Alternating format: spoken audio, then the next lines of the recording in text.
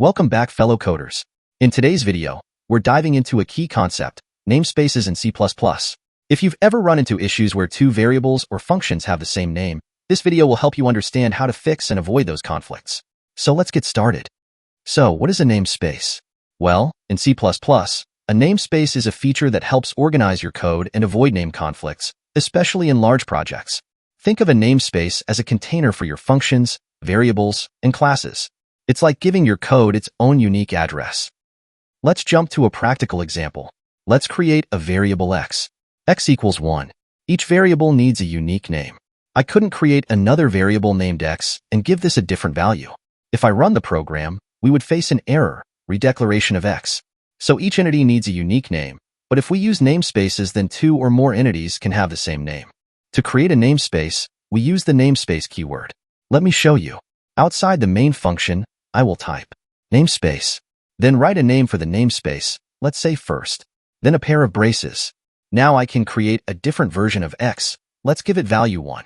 Now it can run successfully without any error. Let's create a second namespace. Namespace second, x equals 2. Let's display the variable x. Character output, x. If I don't explicitly state what namespace we're using, we will use the local version of the entity. If I run this, it will display 0.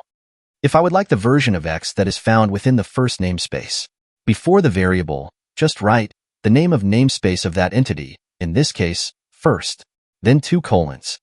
Let's run the program. So it simply display the value of x in first namespace, that is 1. Entities can have same name as long as they're within a different namespace. Another most important thing you should know is that, using keyword, using namespace, then the name of the namespace, let's say second. If we have some entity without a prefix of the namespace, it's assumed that we're using the entity found within that particular namespace. So if I want to display x while we're using namespace, x would be 2.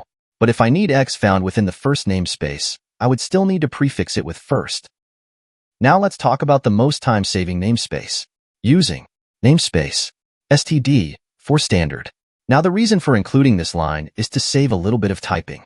If we're using namespace std, we don't need to include that prefix when we declare strings or we display output with cout. So this would still compile and run successfully. And that's it for today, guys. Namespaces are a simple yet powerful way to organize your code and prevent naming conflicts.